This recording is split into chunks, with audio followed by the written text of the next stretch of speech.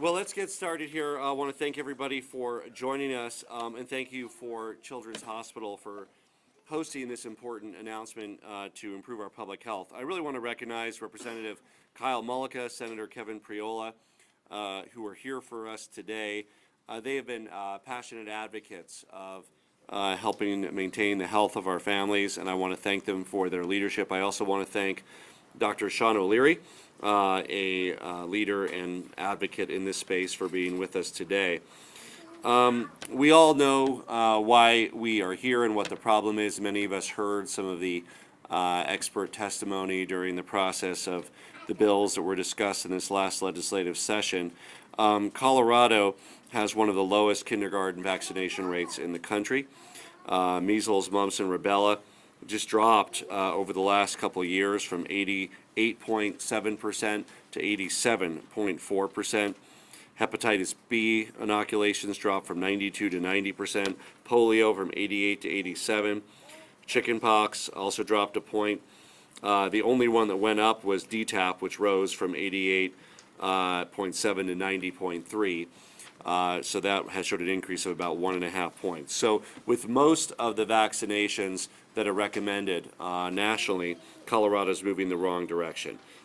We need to increase the vaccination rate and at the same time, of course, fully respect the decisions that parents make in their healthcare decisions. And I want to point out that we have many different faiths in Colorado, different people of different belief systems. We have many Christian Scientists who largely don't participate in the conventional health system. When I used to be in Congress years ago, I fought to exempt them from the Affordable Care Act because we believe that Colorado families should be making their own health care decisions.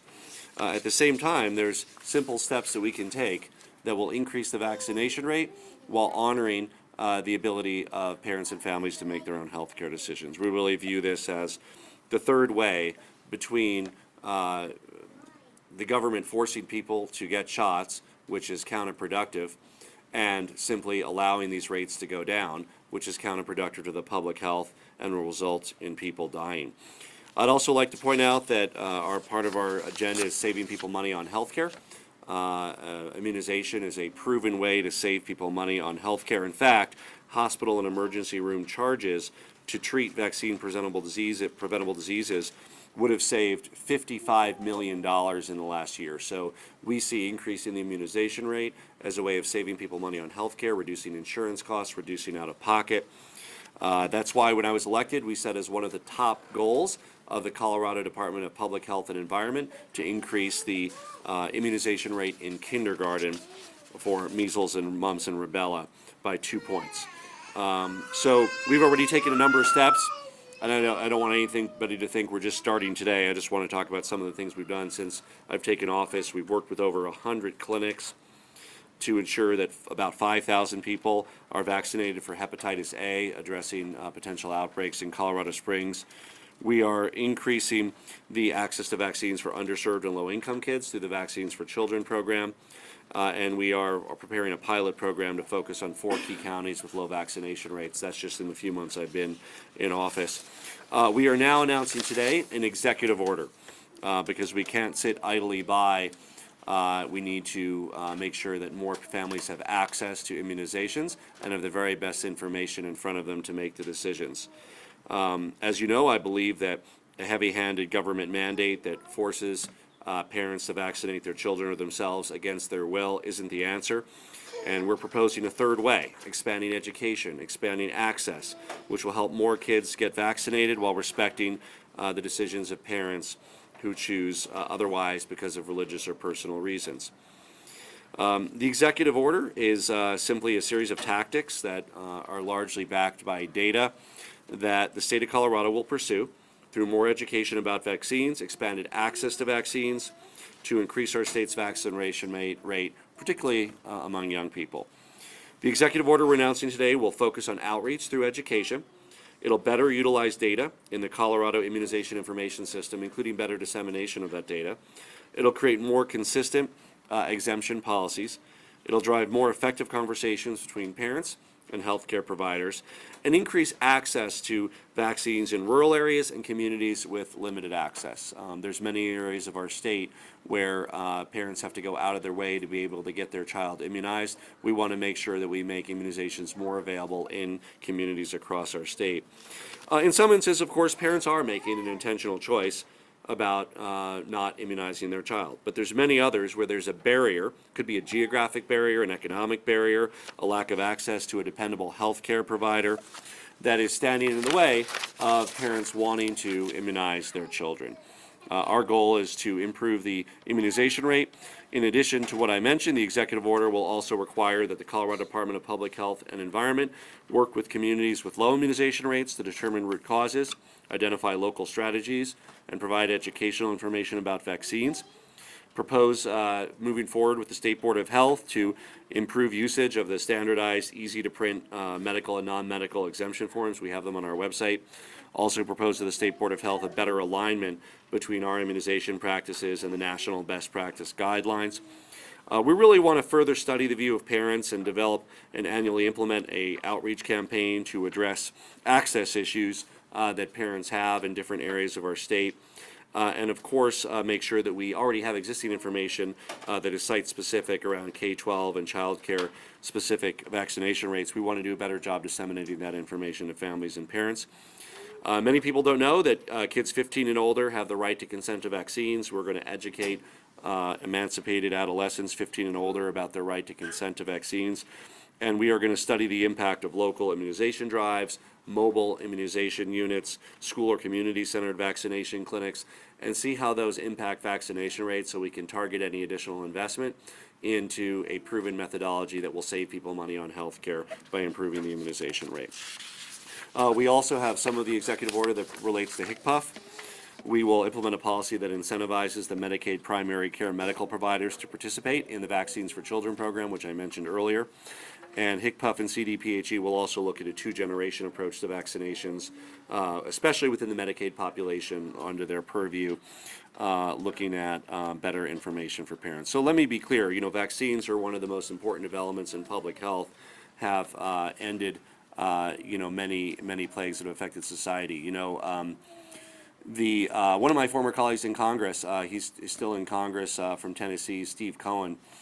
Steve, I knew him for many years before I knew that he was really among what we hope are the last generation of people who suffer from polio. And of course, to this day, like many polio survivors, he walks with a limp. He has difficulty getting around. He can't stand for long periods. And he always tells this story about how he was just on the cusp of when the vaccine was invented. We all remember the polio scares of the 40s, early 50s. He said his older brother got the polio shot. He was scheduled to get it the next year for his class, and that's when he contracted polio. So just 1 year away from him being able to have a normal life, a healthy life, and yet he is among probably, we hope, again, the last generation of people that will have to suffer from polio.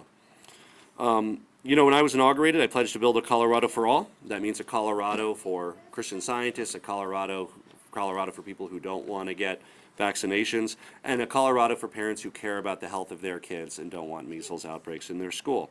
And that's exactly what we're going to do with this third way.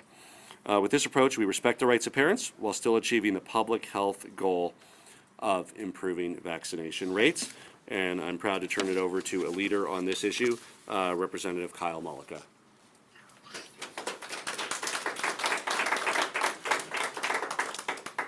I want to thank Children's Hospital for having us here today and for hosting us.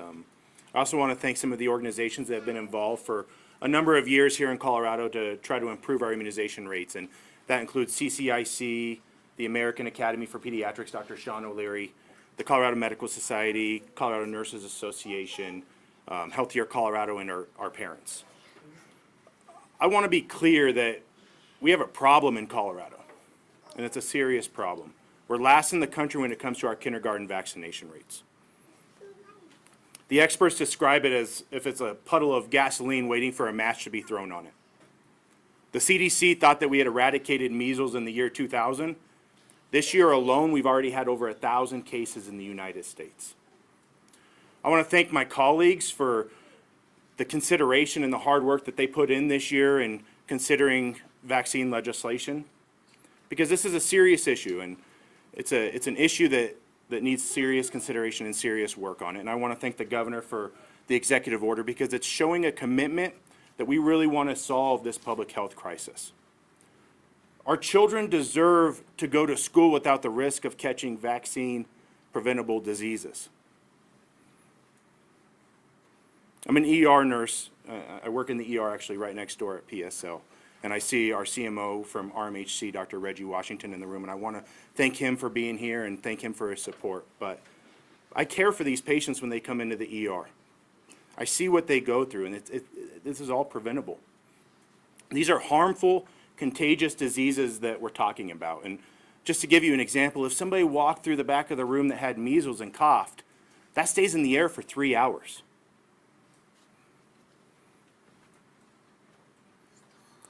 This is a step in the right direction. It's a step in the direction that we want to create a safer community for our residents here in Colorado. But we must continue to work. We must work with the doctors and the epidemiologists and the experts in the field to do all that we can to make sure that our immunization rates are improved here in Colorado.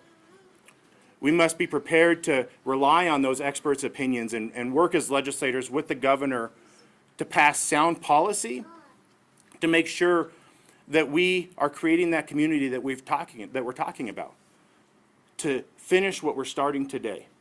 And so with that, I want to thank you all for being here. I want to thank the governor again for taking this step, and I look forward to working with him during the session. And I would like to introduce the co-sponsor on House Bill 1312 in the Senate, Senator Priola.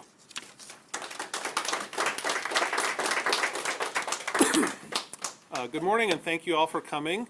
I want to also thank Children's Hospital for providing the venue, and thank the governor's office for continuing to work on this issue, as well as thank Representative Mullica for working so hard last session on our Bill 1312.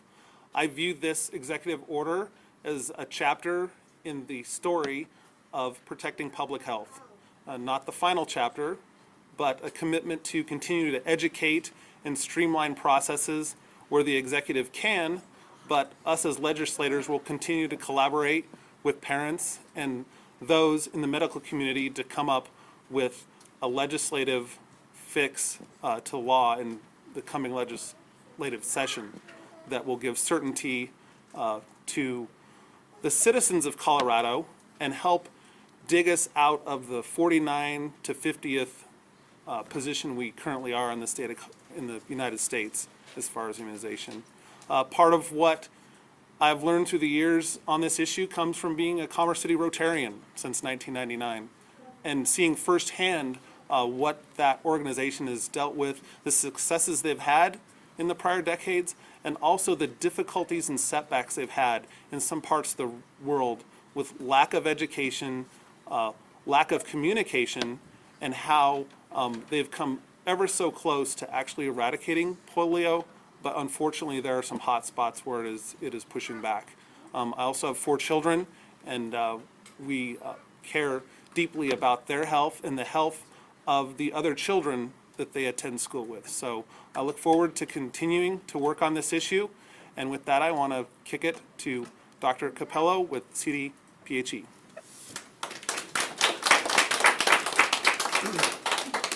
Good morning, and thank you. Thank you, Governor Polis, Senator Priola. Thank you very much, Representative Mullica, and all of our community partners. And again, thank you, Children's Hospital. This is a great venue. The governor and the department are fully aligned, and we know that we must take action to increase vaccination rates in Colorado.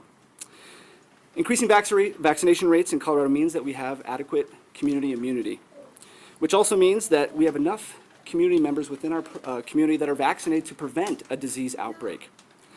It's important to note that vaccinations are considered one of the top public health achievements in our time. Vaccinations help prevent vaccine-preventable illnesses, and they also save lives. Not only do they save lives, but vaccinations also save money, as the governor has just announced. In a report from Children's Hospital Colorado, in coordination with the Colorado Children's Immunization Coalition, CCIC, a recent report showed that over 9,400 Colorado children sought care for vaccine-preventable diseases. More interesting enough is that cost of care, as the governor mentioned, was over $55 million. Increasing vaccination rates starts with making sure everyone has access to these vaccines. Coming from a rural community, I know for a fact that it's hard to get vaccines in many places in rural Colorado. There's clinics that aren't available, transportation sometimes is non-existent, and those opportunities shorten the window to adequately protect our population. In some areas of Colorado, the barrier is affordability, and we want to make sure that we're analyzing where we can best serve our Coloradans. We want to make sure the parents understand that we have programs in place for such things as the Vaccines for Children program, where some parents may not know that their children may be eligible for discounted vaccinations or vaccinations that are free of charge. We also know that one of the barriers that we're seeing is misinformation. That's not just an issue in Colorado, but it's an issue across the United States. We need to provide fact-based information to parents so they can make educated, informed decisions.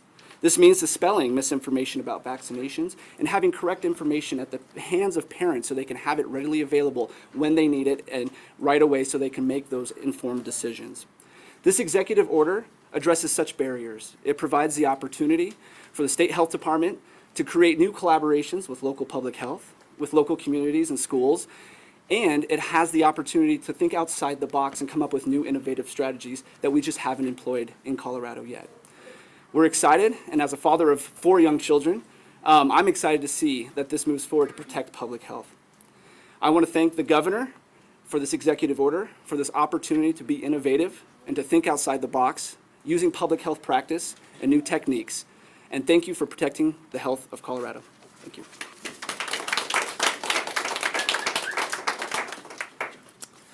And thank you as well, Governor Polis, and thanks also, of course, to Representatives Mullica and Senator Priola, and really especially to all the parents who are here in attendance supporting this. So my name is Sean O'Leary. I'm a pediatric infectious disease specialist and a vaccine researcher representing the Colorado Children's Immunization Coalition, the American Academy of Pediatrics, and Children's Hospital of Colorado. I'm proud to be here today because it's urgent that Colorado takes action now to prevent serious, costly, and life-threatening diseases. We're in the midst of the largest measles outbreak the U.S. has seen in decades, and Colorado is particularly vulnerable to joining the unfortunate list of states involved in the outbreak. I'm optimistic that Governor Polis's executive order will help us to address the dangerously low vaccination rates that have left children in our state unnecessarily at risk for diseases that are entirely preventable.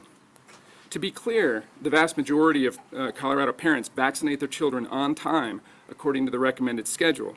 But to prevent disease outbreaks, we must maintain very high vaccination rates, higher than we have right now, and this executive order is a great step in that direction. My colleagues and I in the medical community care for children every day. It's what we do. We see the dire consequences when children aren't vaccinated. As a researcher, I study strategies to improve vaccination rates to keep children and others safe and to keep our population healthy. Vaccines are truly a gift. Every year in the U.S., 42,000 lives are saved as a result of the childhood vaccination program, and millions around the world. We must not go backwards. Political will and policies that support our vaccine infrastructure, improve access to vaccines, and increase understanding of the science of vaccination are critical to addressing the gaps in vaccination coverage across Colorado. That's why I'm excited about this executive order. The governor's action today demonstrates that sort of political will, and this executive order includes proven ways to increase Colorado's vaccination rates and decrease the risk to our communities of diseases that are entirely preventable. An ounce of prevention really is worth a pound of cure. This executive order incorporates evidence-based strategies for improving vaccination rates that have been researched and vetted by diverse stakeholder groups across the state in recent years. We all have a shared responsibility to keep our children safe and healthy. I look forward to further work with the governor and legislature to continue to address the public health problem with thoughtful, Colorado-specific solutions that will keep Colorado children and communities safe. Thanks. So before we sign the order together, we'd be happy to take some questions. I want to, again, if Representative Mullica and Senator Priola could join me, I want to thank them for their their leadership efforts on raising this important issue and elevating this, and we'll be happy to take some on-topic questions. Mary Ann? You commented early on in your statement that this is going to help create more consistent exemption policies. Where are the inconsistencies in your mind right now? We have a state form, both online that can be printed out. It's easy to use, easy to print. We're hoping to drive more traffic through that exemption site. We encourage school districts to encourage parents to use that, and the State Board of Health will be looking at additional options to have a simple-to-use, standardized form. Joe? Governor, will you look into the camera and say that anti-vaxxers are wrong? Well, wrong about what? It's not the decision I made for my kids. I gave my kids their shots, their immunization. I encourage all parents to give kids immunization. Is the movement wrong, though? Again, we have in our state Christian scientists. We have people who have objections, and nobody should be forced to do anything with their bodies. I'm pro-choice. I think it's your body and it's your decision. And I'm not about to say any faith is wrong. Everybody has we have freedom of religion in our country, and we cherish that freedom of religion. I'm also happy to say, and of course, encourage parents to make the best possible decisions for their child. And when you look at the science, of course, I hope that more Colorado families do what, of course, we do in our own family, which is make sure that our kids have their scheduled vaccinations. There are, of course, some Colorado families that have kids for whom delayed or different vaccinations are medically indicated. They're recommended by a doctor. I also would encourage families to, of course, follow the advice of their pediatrician. Governor, part of this executive order says there should be a policy that incentivizes primary care medical providers to participate in vaccination. What kind of incentive? Are we paying doctors to incentivize? So HCPF, the Healthcare Financing Agency, is the state entity that effectively distributes the Medicaid dollars to practitioners. So we're generally talking about the Medicaid subsegment there. There are fee schedules, and while of course we respect the professionalism of doctors, and in no way are we insinuating that doctors make healthcare decisions based on fee schedules, practices can help, but aligning their resources to that fee schedule. And we think that we can save people money on health care. I would add that the effort is broader than vaccinations. We are really focused on preventative care with our Medicaid dollars because it will save money in the medium run and long run. And that means that vaccinations, screening for breast cancer, early screening for diabetes and ongoing treatment through diet management where possible. These are all areas that will save money for the healthcare system and areas that we want to encourage through the correct incentive structure at Medicaid. Governor, how much is it going to cost to inform all Coloradans about why they should vaccinate their children? Well, with the executive order authority that we have in the announcement we're making today, we're talking about existing resources. It doesn't mean that if this is a priority area for the legislature, they might dedicate additional resources to this area. Again, I think their colleagues will be particularly interested in showing the link between saving people money on health care and reducing health care costs and having this investment in accessibility of immunizations up front. When you say you shouldn't force people to vaccinate their children, do you mean you can't attend public school if you don't vaccinate your children? Is that what you mean by force? Because I don't think there's a state that requires that you vaccinate. It's usually a prohibition on attendance. Well, what I'm for is what we're talking about here today, which is data-proven methods that will improve the immunization rate here in Colorado. And of course, we respect people of all faiths and people of no faith. We respect people to make their own health care decisions for themselves and their family. We also want to look at the data-driven practices of other states that have succeeded in improving their immunization rate, as well as crafting Colorado-specific and even within that, geographic-specific policies in areas of our state that have lower immunization rates. Representative Malika and Senator Priola, curious, you both kind of said that this gets the ball rolling. Are you intending to bring your bill back next year, and what kind of legislation do you think you're going to push if not that one? I definitely think that there's going to need to be conversations. I think that this is a great step in the right direction to really do all that we can right now to ensure that we're creating safer communities. But you know, we have a job as legislators as well, and we need to look at it from a legislative standpoint, working with the governor, working with the experts in the field to really look at what solutions can work here in Colorado and what, you know, everything that we can do to ensure that we improve our immunization rates. Governor Polis, is this in direct response, was this long planned, this executive order? I mean, I'm looking at this new data today that came out. Yeah. And it's clear that the rate got worse today in Colorado. Was this planned ahead of time, or was this in direct response to the rates becoming worse? Well, no, obviously, it's not a reaction to today's data. That was just an alignment of this report happened to be ready around the same time that we were announcing this executive order. From the very start, we set as one of our goals of the Colorado Department of Public Health and Environment to improve the vaccination rate. The way that we are running our administration is each agency will have, as well as their day-to-day functions, 2 or 3 or 4 big goals. And that's a big goal of CDPHE. We see this work on the executive order, which these concepts began months ago, as a way of helping our agency and the state achieve these improvements in the immunization rate, highlighted by the new information that came out today. But we knew this was a problem before today. Okay, I think that's the last Okay, question. again, we're going to sign it now, and then we're going to invite the stakeholders up to join us. And I want to thank everybody for joining us. Okay. Here we go.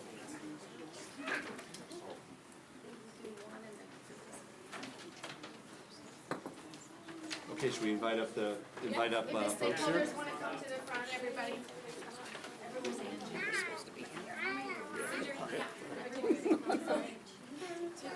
If we can move a little bit that way so everyone can fit in here, that would be great. Just move more that way. That'd be hard to know where to look.